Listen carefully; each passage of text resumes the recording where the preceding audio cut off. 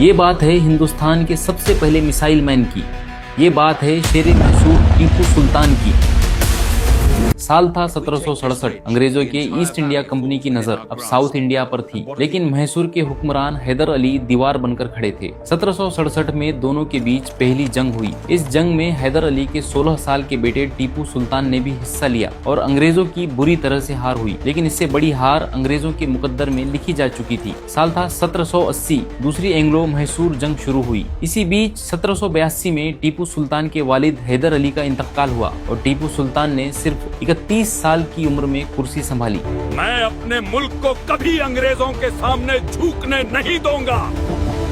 और फिर अंग्रेजों की सबसे बड़ी हार, जिसमें 3600 अंग्रेजी सैनिक मारे गए और हजारों सैनिकों को टीपू सुल्तान ने कैदी बना लिया। 1784 में ट्रीटी ऑफ मंगलोर पर साइन करने पर अंग्रेजों को मजबूर कर दिया और टीपू सुल्तान ने कैदियों को बाइज्जत रिहा कर दिया। एक सैनिक की बहादुरी का सम्मान होना चाहिए, चाहे वो हार ही क्यों न जाए। अब साल था 1790। टीपू सुल्तान के बढ़ती ताकत को ध्यान में रखते हुए अंग्रेजों ने इस बार एक गठबंधन बना लिया। हैदराबाद के निजाम और मराठा की मदद लेकर टीपू सुल्तान को घेर लिया। इस बार टीपू सुल्तान शांति समझौता करने पर मजबूर हो गए। टीपू सुल्तान को अपनी आधी रियासत ब्रिटिश, मराठा और निजाम इन तीनों के बीच बांटनी पड़ी। उन्हें 33 लाख रुपए जुर्माना के रूप में ईस्ट इंडिया कंपनी को देने पड़े और सबसे मुश्किल शर्त, अपने 2 बेटों को कैदी के रूप में ब्रिटिश कैंप में भेजना पड़ा ताकि वो इस समझौते की गारंटी बने। सुल्तान, मुझे आप पर दया आती है। मेरे बेटे मेरी आंखों के तारे हैं, पर जुल्म के आगे सिर नहीं झुकाऊंगा।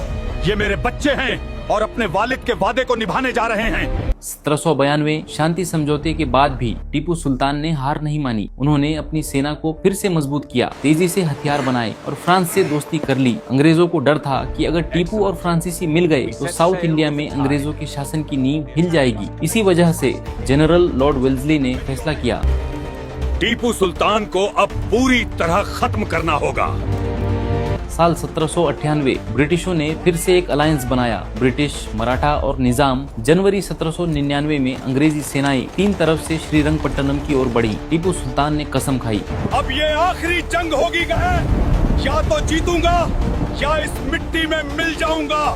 4 मई 1799 सुबह का समय। श्रीरंगपट्टनम का किला तोपों से कांप रहा था। अंग्रेज सैनिक 3 दिशाओं से दीवारों पर चढ़ चुके थे। टीपू सुल्तान खुद घोड़े पर सवार होकर सबसे आगे बढ़े। उनकी तलवार बिजली की तरह बरस रही थी। जब जंग अपने उरूज पर थी, एक गद्दार मीर सादिक ने किले का दरवाजा खोल दिया। अंग्रेज सैनिक अंदर घुस आए। टीपू सुल्तान ने पीछे हटने से इनकार किया और तलवार उठाकर आगे बढ़े। बेहतर है कि मैदान जंग में शहादत मिले बजाय जिल्लत की जिंदगी के।